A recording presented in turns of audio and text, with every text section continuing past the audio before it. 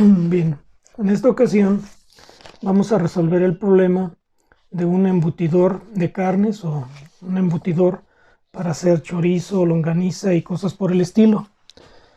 Voy a describir un poquito el problema. Es el problema número 13 de sus apuntes. Y voy a describir un poquito el problema porque es un problema, digamos, muy amplio, en el sentido de que abarca muchas cosas que no se ven en otros problemas y va a permitir ilustrar varios conceptos en un solo problema. Entonces, lo primero voy a describir un poco en qué consiste. El embutidor es básicamente un recipiente cilíndrico en el que se mueve un émbolo que con su movimiento hacia abajo hace fluir la masa que se pretende embutir. ¿Cómo lo hace? En la parte superior tiene una palanca a la cual le da una vuelta. Esa palanca tiene en su extremo un engrane cónico que a su vez mueve otro engrane cónico que gira de esta manera. El eje sobre el que está montado ese engrane cónico es el tornillo de interés para el problema. Ese eje está atornillado sobre la tuerca que aparece aquí, que como se ve está fija al marco, y a medida que gira, al girar el eje en esta dirección, pues haría que la tuerca subiera, pero dado que la tuerca está fija, entonces lo que baja es el eje y mueve el émbolo que hace el embutido, lo mueve en esta dirección. Consecuentemente, hay una fuerza sobre la masa cárnica que está aquí que la hace fluir en esta dirección y en esta dirección pues se llenan el molde,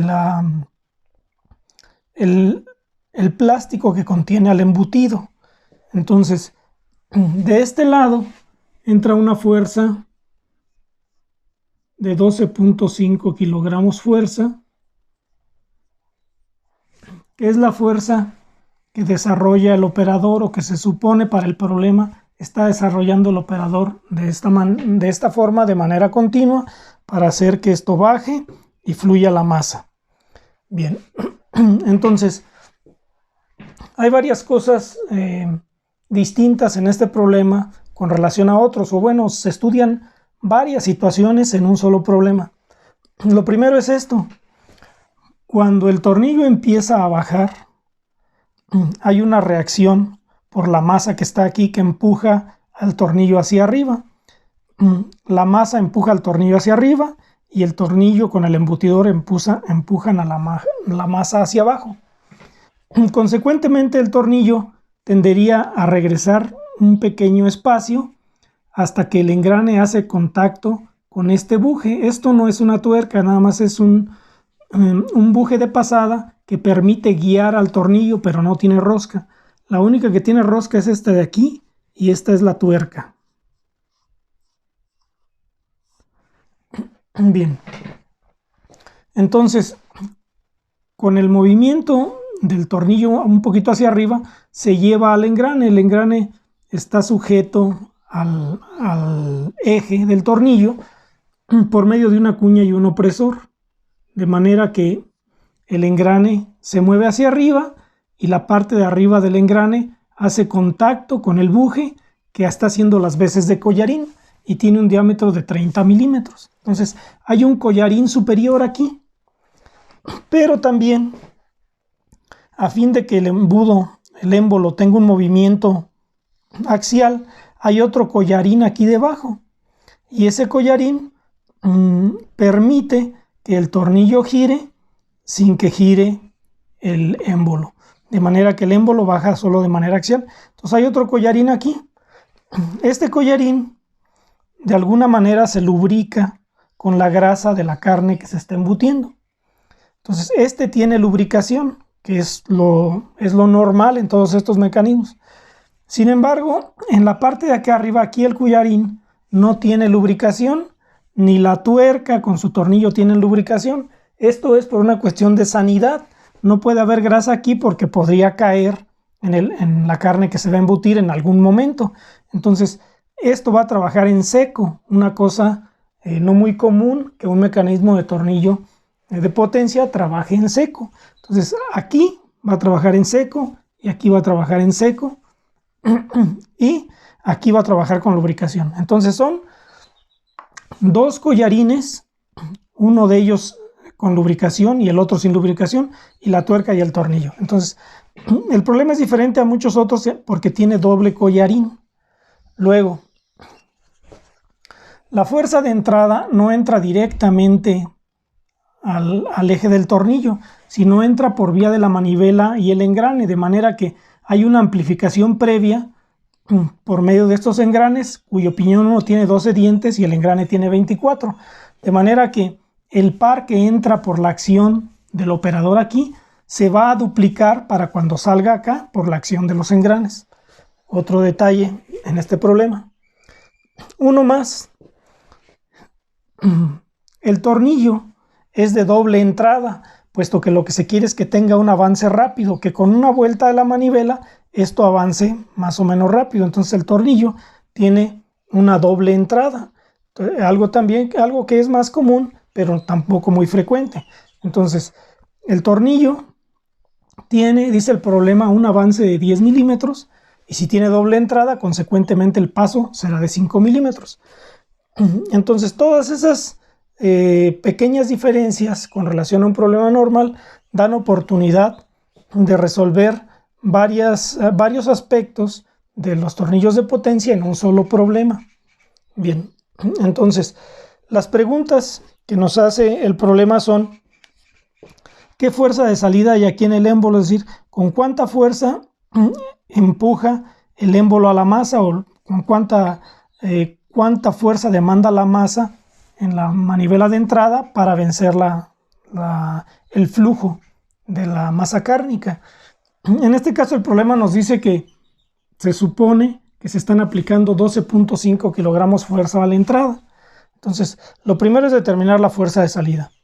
Lo segundo es determinar cuál es la eficiencia del mecanismo y su ventaja mecánica.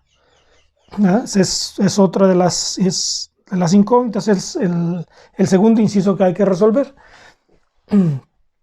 Los incisos C, D y E, o sea 3, 4 y 5, se refieren al esfuerzo en el tornillo.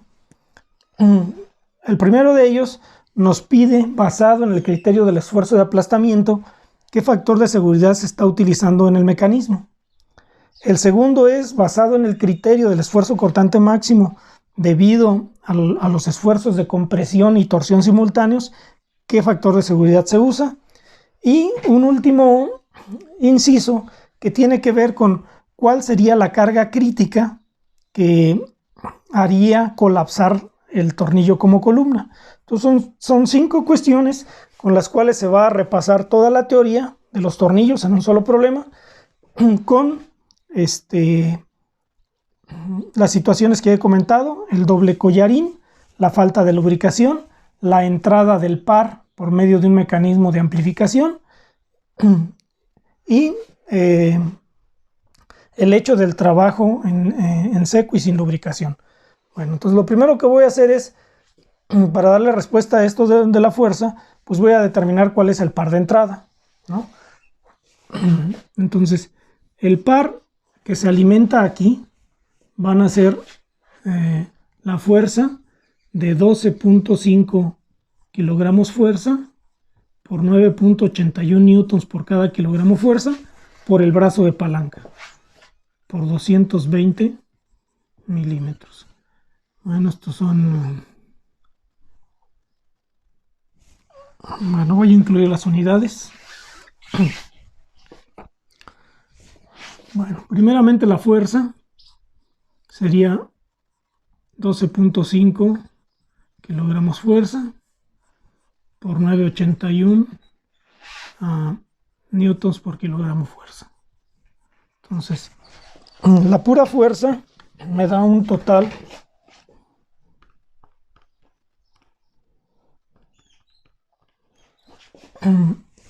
de 122.6 newtons.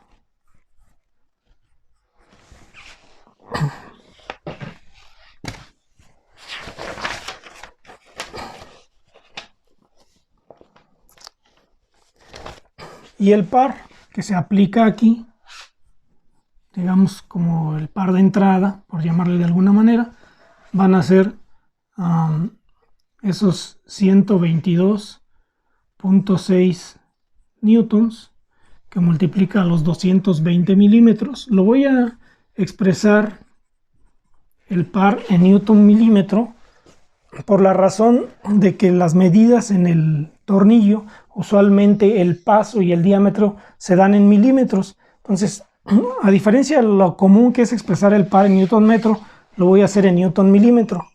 Este sería, digamos, el par que hay aquí, pero habría que multiplicarlo por la amplificación que hay ahí por los engranes. Entonces habría que multiplicar esto por la razón 24/12. Y entonces el par de entrada, ahora sí, ya en el eje del tornillo, sería el resultado de esas operaciones, que da 53.955 newton por milímetro. Es una cantidad grande porque lo estoy empezando en newtons por milímetro. Evidentemente, si fuera en newtons metro sería apenas 53.9, pero la unidad que me conviene es el newton milímetro, por eso lo voy a hacer así. Bien, entonces de ahí traigo la fórmula para calcular el par requerido para producir cierta fuerza en un tornillo. El tornillo es de rosca cuadrada, entonces para rosca cuadrada y la condición de subir o apretar, la fórmula es la que voy a apuntar ahorita a continuación.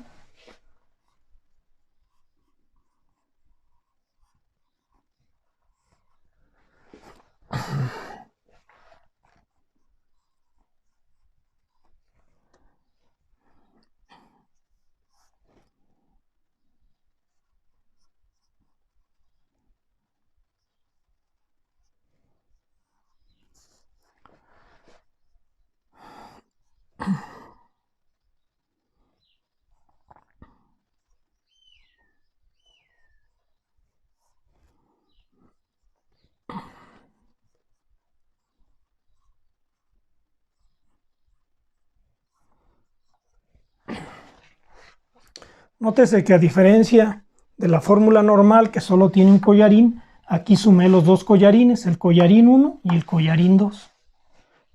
Entonces, si despejo de aquí la fuerza, reordeno esto y hago el álgebra necesaria, la fuerza me quedaría de la siguiente forma.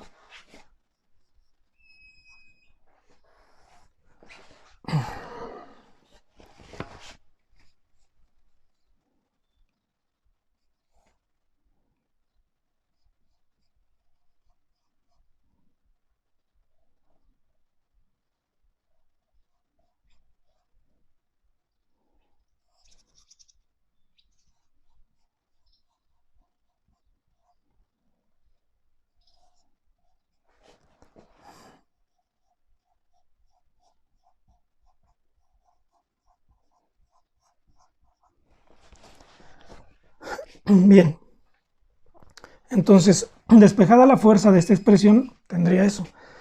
Puedo checar qué es lo que conozco ahí. El par lo conozco, lo acabo de calcular.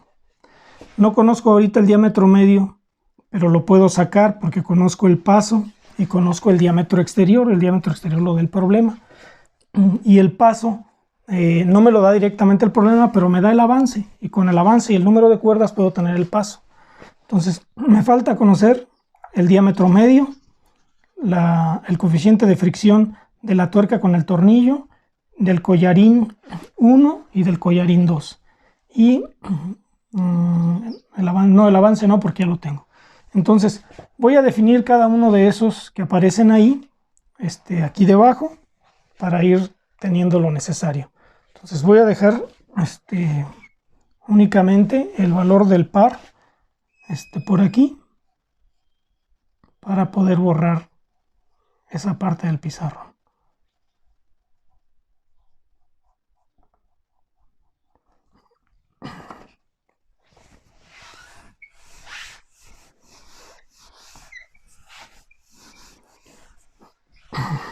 Bien, entonces lo primero es el valor del diámetro medio, ¿no? El diámetro medio va a ser el diámetro exterior menos el paso sobre 2. Eso lo obtengo del diagrama de la cuerda, ¿no? El diámetro medio sería la medida hasta aquí y el diámetro exterior sería la medida más alejada. Y si de aquí a aquí es el paso, entonces el ancho de la cuerda será el paso sobre 2, ¿no?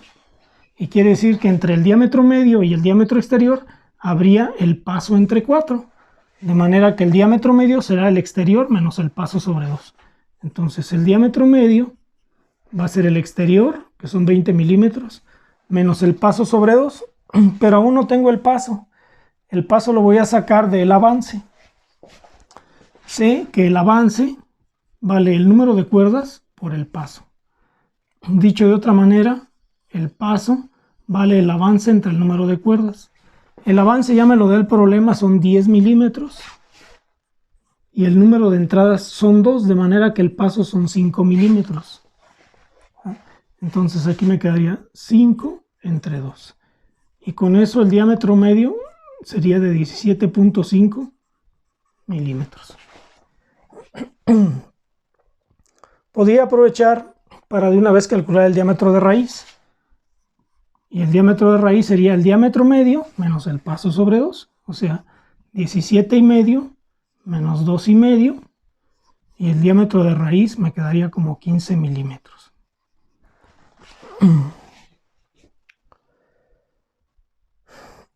Voy a traer también esos datos para acá.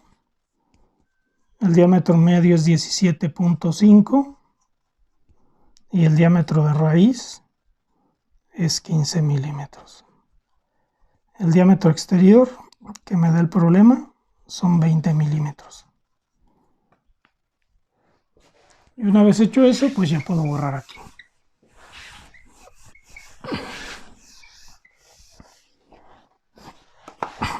Bien. Lo otro que me falta es cuánto vale mu, que es el coeficiente de fricción entre el tornillo que es de acero y la tuerca que está acá, que es de bronce. Entonces, busco el coeficiente de fricción para acero sobre bronce. Como el problema me habla de que determine la fuerza para cuando el movimiento se ha iniciado, voy a usar el coeficiente de fricción dinámico. Entonces, si voy a la tabla, el coeficiente de fricción dinámico para acero sobre bronce sin lubricación nos da 0.18. Entonces, este, que es el que hay aquí, lo voy a tomar igual que este, que es el de acá, porque acá también es acero sobre bronce. ¿Ah? Entonces, mu y mu C1 van a ser iguales. Voy a ponerlo aquí. Y me falta determinar el coeficiente de fricción en el collarín 2, que es el de acá. Este, digamos, es el collarín 2 y este de acá arriba el collarín 1. Bien, entonces, el collarín 2 va a ser acero sobre acero con lubricación dinámico. Si voy a las tablas, ese coeficiente vale 0.09. Entonces este es acero sobre acero, ¿no? Entonces es parte de las singularidades del problema que los collarines actúan sobre diferentes metales y en diferente condición, uno sin lubricación y otro lubricado. Bien, entonces ya con esto conozco todo lo de aquí dentro y puedo calcular la fuerza, que es el inciso A. Entonces la fuerza va a ser igual a 2 veces el par, que vale 53.955 newton milímetro, dividido entre el diámetro medio, que son 17.5, que multiplica a pi por mu, que es 0.18, por el diámetro medio, que son 17.5,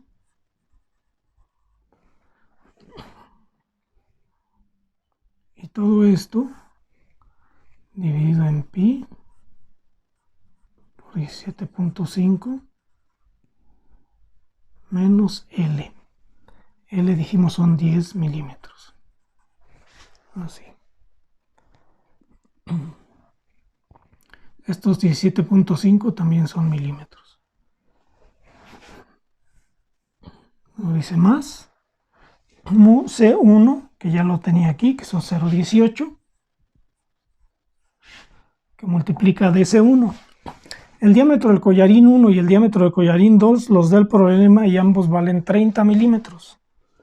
Entonces aquí quedaría mu C1 por 30 más mu C2, pero mu C2 vale 0.09, también por 30.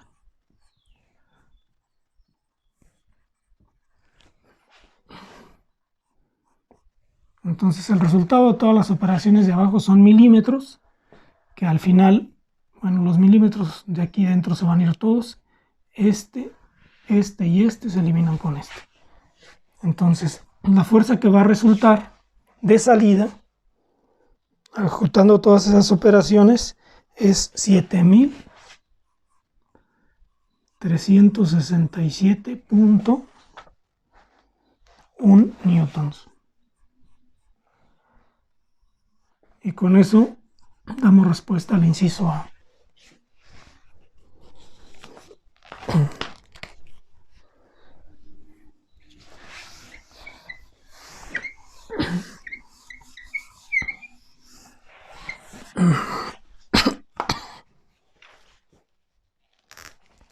El inciso B me pide la eficiencia y la ventaja mecánica.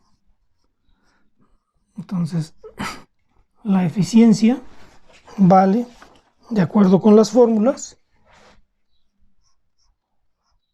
la fuerza por el avance dividida entre 2pi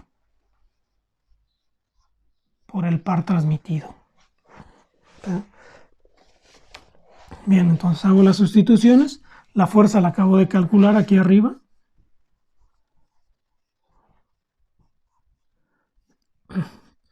El avance son 10 milímetros.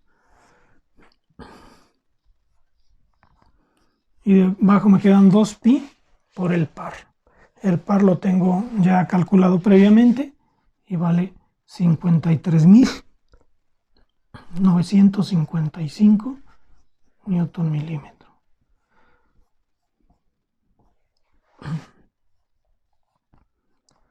Entonces, el resultado de las operaciones que tengo indicadas ahí para la eficiencia es de 0.2173. Entonces, no es muy eficiente el mecanismo, apenas un 22% en números cerrados, pero aún que no es muy eficiente, tiene seguramente una ventaja mecánica grande. Entonces, la ventaja mecánica, considerando únicamente el mecanismo de tornillo sin fin, sin considerar la eficiencia en los engranes, va a ser la fuerza de salida, o la fuerza que ya calculamos como fuerza de salida, entre la fuerza de entrada. La fuerza de salida es esta, los 7.367.1 newton, y la fuerza de entrada serán los 12.5 kilogramos fuerza por 9.81 newtons. Bueno, ya había hecho esa operación, pero no la tengo a mano.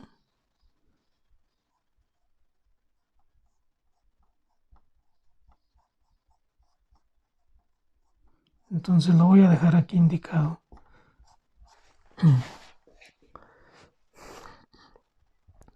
Haciendo la ventaja mecánica me da 60.07. E insisto, aquí la ventaja mecánica la calculé nada más como la fuerza de salida entre la fuerza de entrada. En realidad la ventaja mecánica es un poquitito menos porque no tomé en cuenta la eficiencia de los engranes. La eficiencia de los engranes debe andar alrededor del 97%, de manera que había que multiplicar esta cantidad por 97, por 0.97 si quisiera incluir el efecto también del engrane. Pero simplemente como mecanismo meto 12 kilos y medio y saco 7.367. Okay, entonces esto da respuesta al inciso B.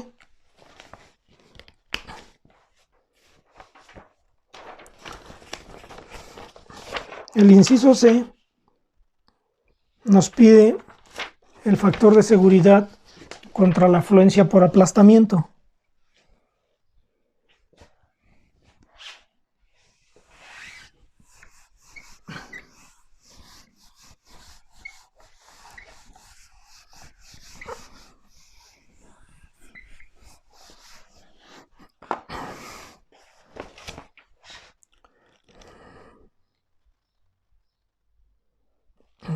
Bien. Entonces ese inciso C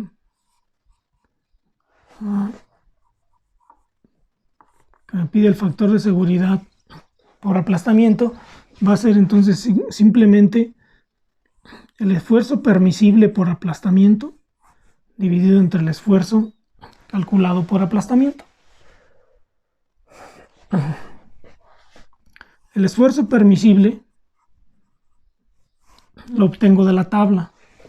Voy a poner aquí de tablas. El esfuerzo permitible lo voy a evaluar para cierta condición. La condición que voy a tomar es que los materiales que están en contacto son el acero del tornillo y bronce en la tuerca. Entonces, este esfuerzo permisible es para acero sobre bronce. Y en acero sobre bronce tengo varias posibilidades según la velocidad, pero para el caso se tomó la velocidad, se asumió la velocidad como menor o igual a 0.02 metros por segundo. Y la manera como llegué a esa conclusión es que cuando la persona dé vuelta a la manivela, por cada vuelta de la manivela, la tuerca va a dar media vuelta, de manera que necesito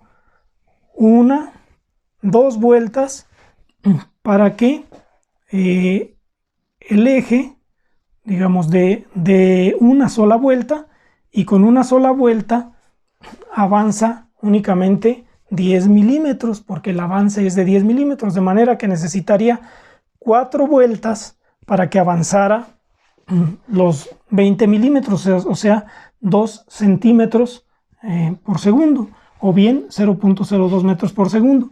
Entonces, si hago esto 1, 2, 3, 4, son mucho más que un segundo. Por lo tanto, la velocidad a la que esto avanza es menor que el dato que tengo en las tablas, que es 0.02 metros por segundo. Por eso elijo este valor.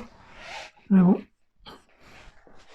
ese valor tiene un rango y el esfuerzo que vamos a tomar en términos de la clase es el de la mitad del rango, que para el caso, el esfuerzo que está a la mitad del rango es 20.5 megapascales.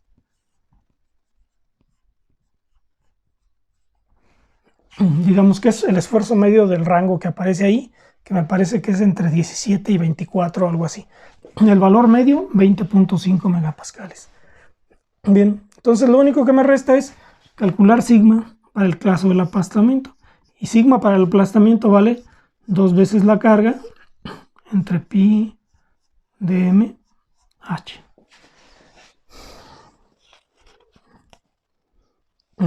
Así es.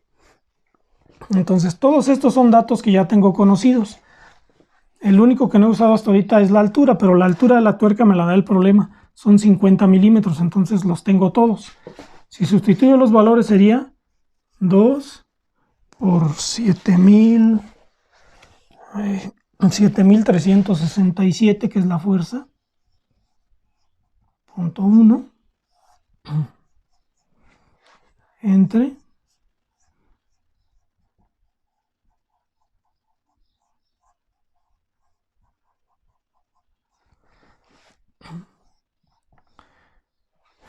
pues el resultado va a ser en newtons por milímetro cuadrado, es decir, en megapascales. Y el resultado de esa operación me da 5.36. 5.36 megapascales. Por tanto, el factor de seguridad, como lo tengo indicado aquí arriba, será 20.5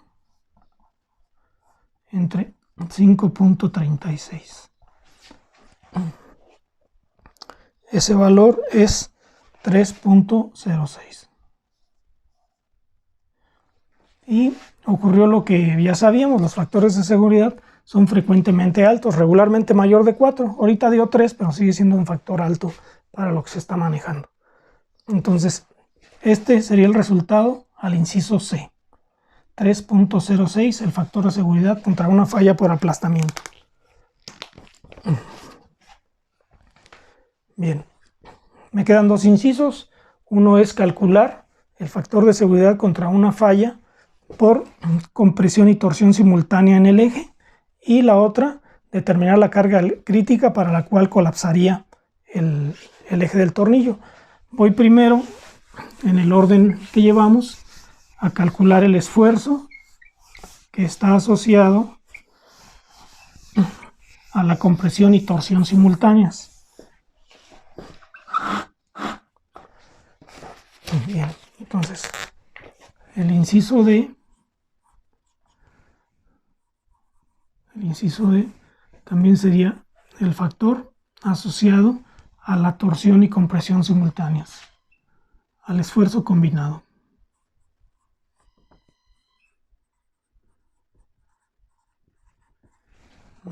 Bien, entonces para eso voy a recordar lo que ya sabemos de la mecánica de materiales, que cuando hay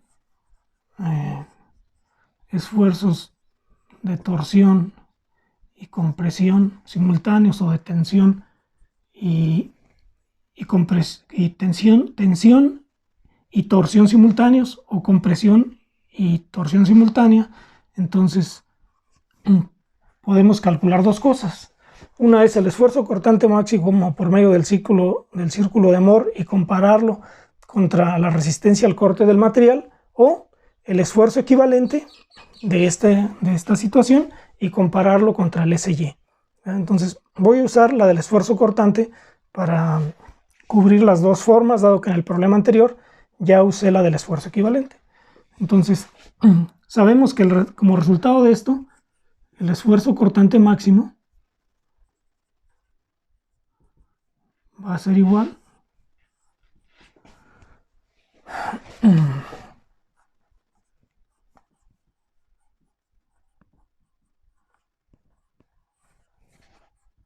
a esa expresión, ¿verdad? Donde lo que aquí le llamo sigma x, en realidad por la nomenclatura que usé acá debería ser sigma y, ¿verdad? Sigma y se refiere al esfuerzo de compresión. ¿En dónde? En el núcleo del tornillo. Y el esfuerzo cortante se refiere al esfuerzo cortante en la raíz del tornillo, ¿verdad? En el mismo punto, ¿verdad? Entonces voy a calcular ahora cuánto vale cada uno de ellos.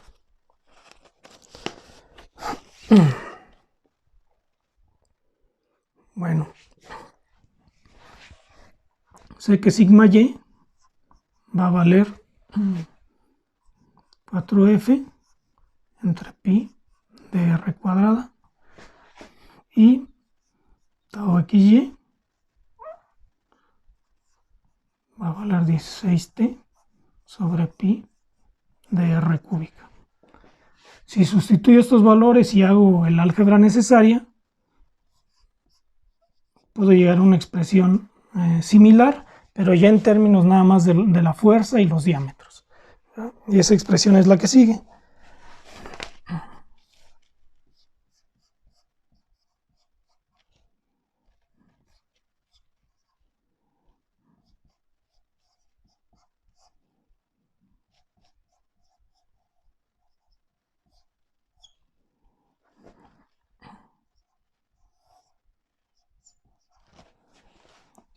¿Sí? En la expresión ya conozco todo, ya conozco la fuerza, el par, el diámetro raíz, me falta nada más el área de este lado.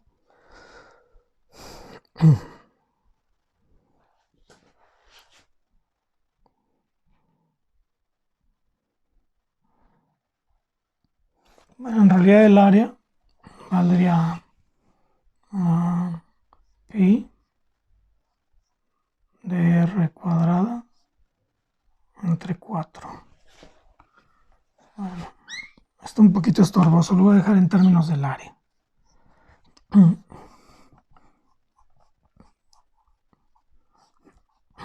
Y el área tendría ese valor, sería pi por el diámetro de raíz, que vale 15 milímetros.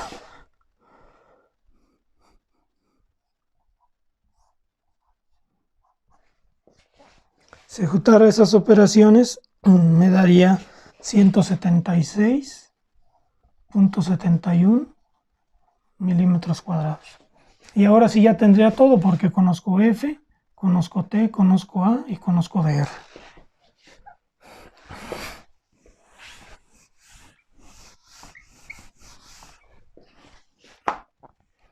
Voy a hacer las sustituciones.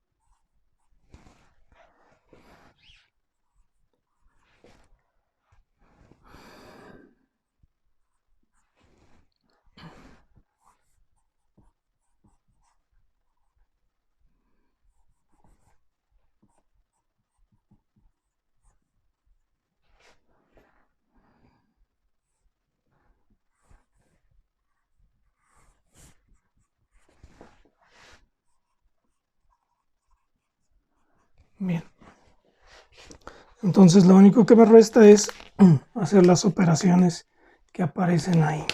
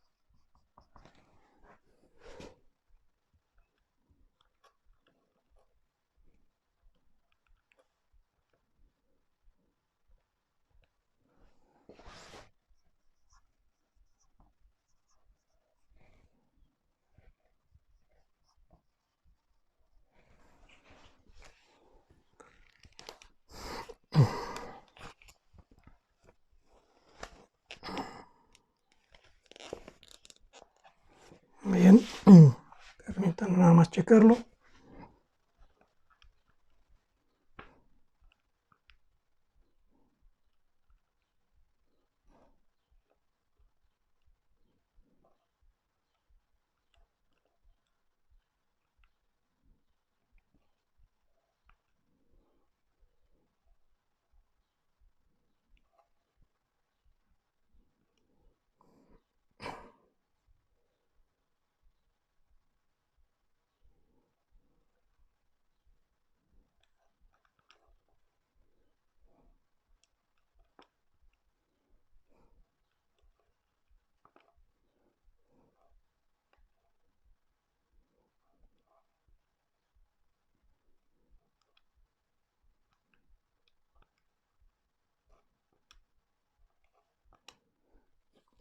Ok, muy bien. Da los 55.34. Y entonces lo único que me resta es comparar eso contra la resistencia de fluencia.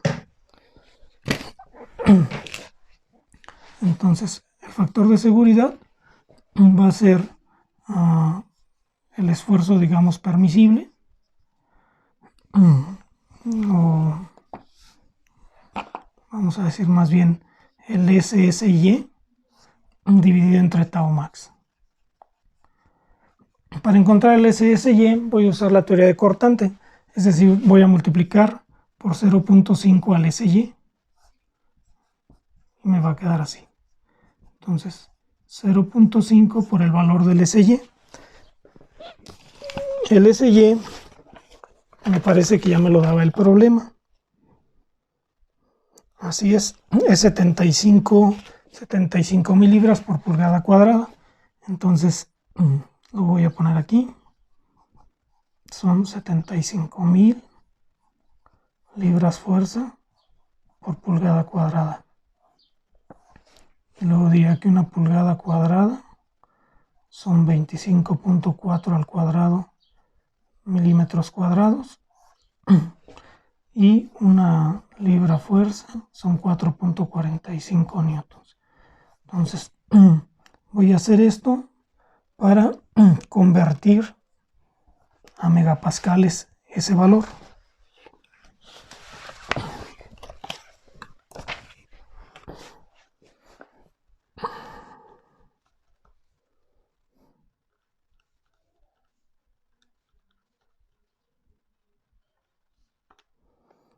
...517.31...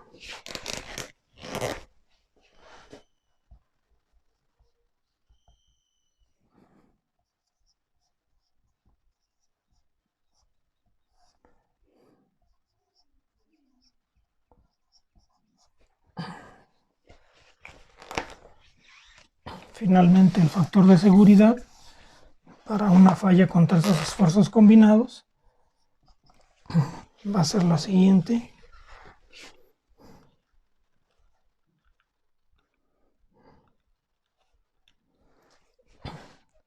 ...9.34.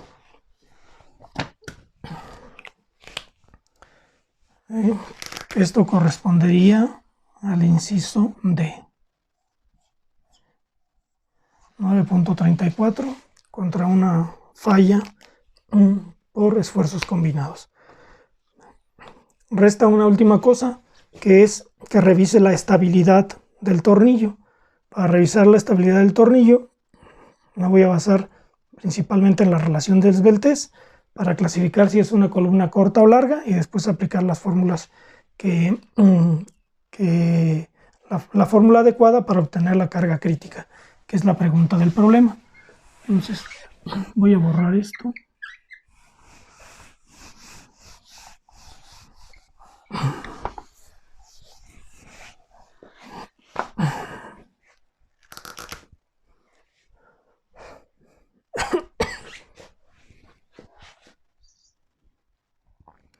Entonces, relación de esbeltez.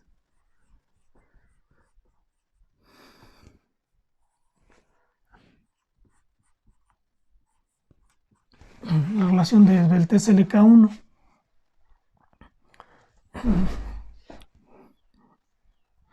Bien, entonces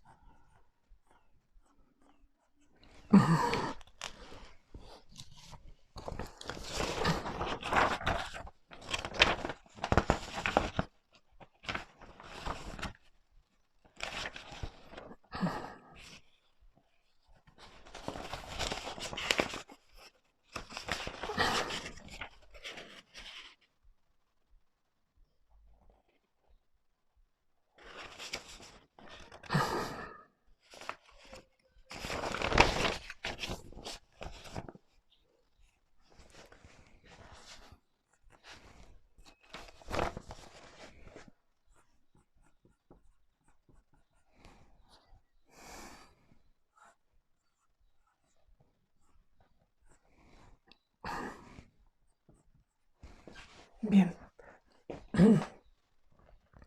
Para obtener la relación de esbeltez subíndice 1, tengo esta fórmula. Aquí conozco el módulo elástico, me lo da el problema, el SY me lo da el problema. Lo único que no conozco es la constante de extremos, la constante C. Para determinarlo, necesito saber cómo son las condiciones donde se aplica la carga y donde está la tuerca. Entonces, del lado de la tuerca, podría decir que está empotrado porque no solo pasa por la tuerca, sino también pasa por este buje, de manera que le es imposible flexionarse en ninguna dirección. Entonces, el lado del apoyo de la tuerca está empotrado. Entonces, lado tuerca, empotrado.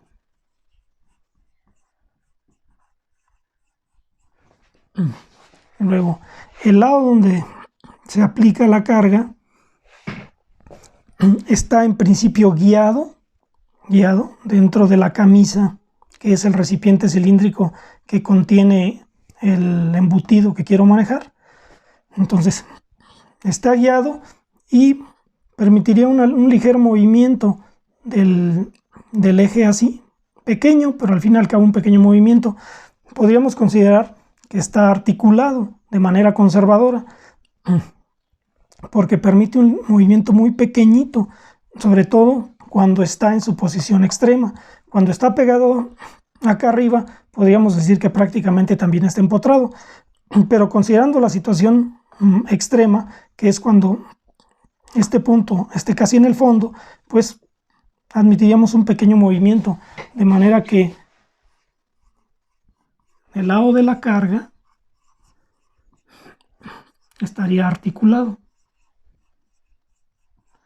Y para esta condición de empotrado y articulado, se toma el valor de 1.2. Y ya puedo calcular L en K1.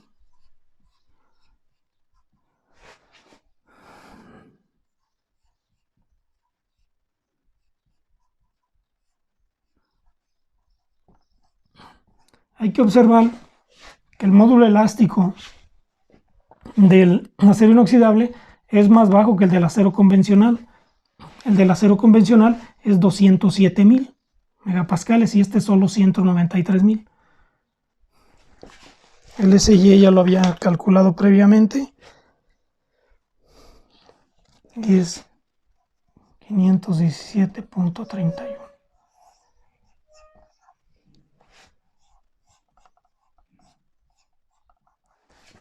De manera que L en K subíndice 1 me da 94.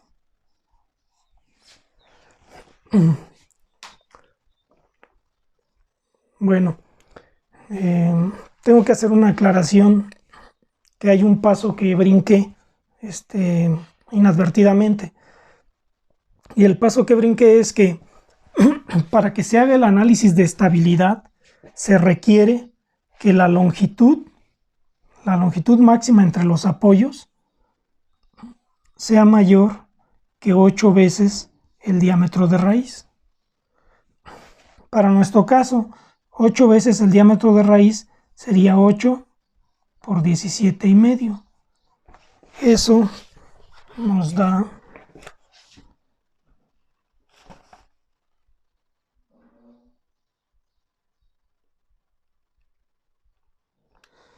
140. De manera que la longitud máxima está en 280 y por tanto se cumple que la longitud máxima entre los apoyos sea mayor que 8 veces el diámetro de raíz, porque 280 es mayor que 140. Entonces, este es el paso que debía haber hecho antes de iniciar el análisis. Lo salté, lo brinqué inadvertidamente, pero corrijo ahora. Este es el primer paso. Dado que esto fue cierto, entonces hago el análisis. Lo siguiente es que ahora que calcule la relación de esbeltez, pero del tornillo. Esta es la relación de esbeltez que corresponde al punto de tangencia entre la fórmula de Euler y la fórmula de Johnson. Entonces ahora voy por la relación de esbeltez, pero del tornillo.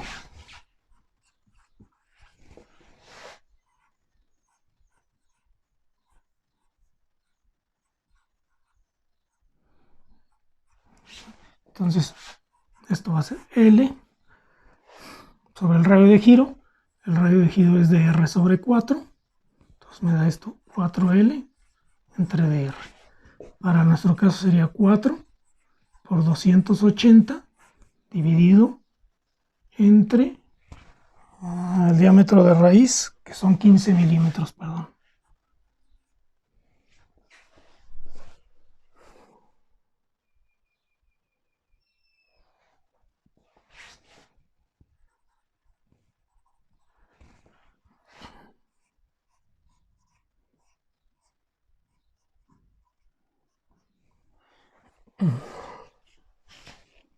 Bien, esa operación da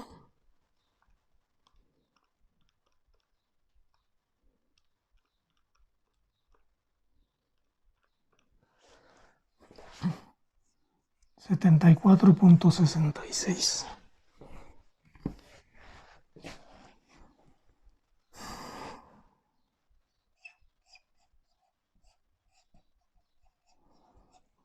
Y ya con LK1 y LK puedo determinar si la columna es tipo Euler o si la columna es tipo Johnson, es decir, es columna larga o columna corta. Entonces, si hiciera un dibujito nada más para darle claridad,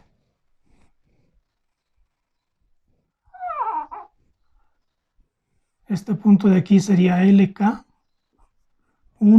y vale 94. Y el punto que calculamos es el LK, el que vale 76. 74, perdón. 74.6. Este es el L en K del tornillo. Entonces, obviamente, LK1 es mayor que L en K del tornillo. Cae de este lado, entonces esta es la fórmula de Euler y esta es la gráfica de la Johnson. Entonces, como se da esta condición, como 94 es mayor que 76, es decir, el punto está antes del punto de tangencia, la relación de esbeltez del punto de tangencia es mayor que la relación de esbeltez del tornillo, entonces es tipo Johnson, es una columna corta.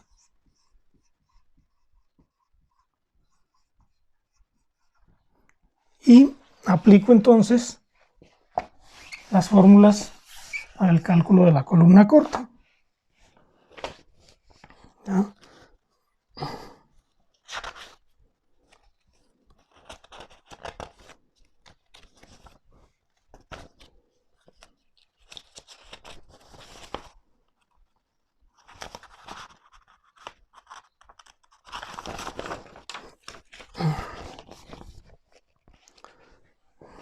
Sé que la carga crítica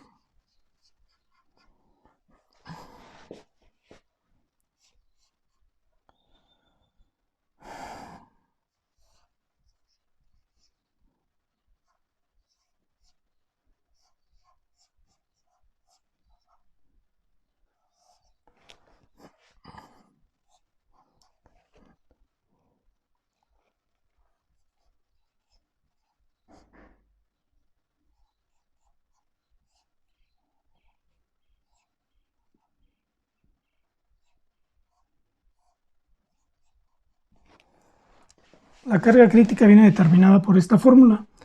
De aquí lo único que no conozco es B, el área ya la calculé anteriormente, el área para el diámetro de raíz. Bien, entonces voy a calcular la constante B. Sería el SY, que ya lo había sacado anteriormente como 517.31 entre 2pi al cuadrado por 1 entre 1.2 por 193.000. Y el valor de esa constante B, ejecutando todas las operaciones, 0.029268701.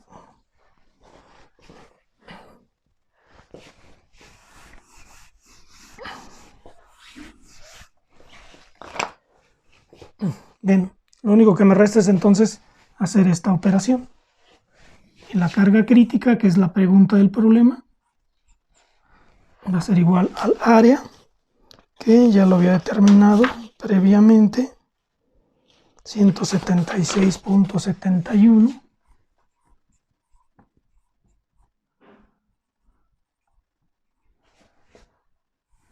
por el SY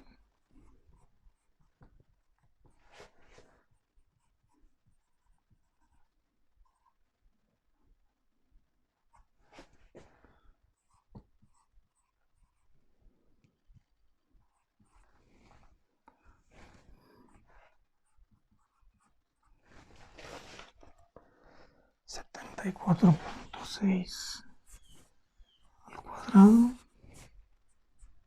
raíz cuadrada.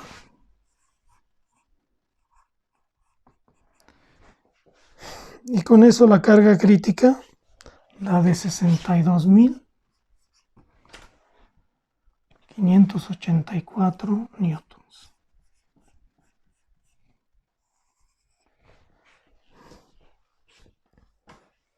Y con esto queda contestado el último inciso.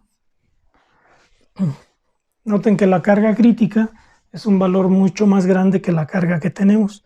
La carga era de 6.300 y algo, entonces es más o menos 9.5 veces, 10 veces el factor de seguridad, la razón entre la carga crítica y la carga que se desarrolla por el tornillo.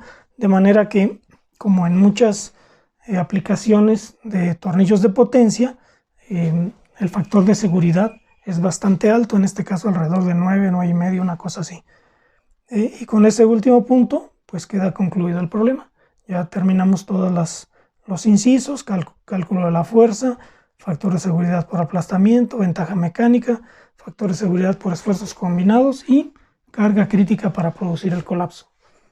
Bien, pues eso sería todo por este problema.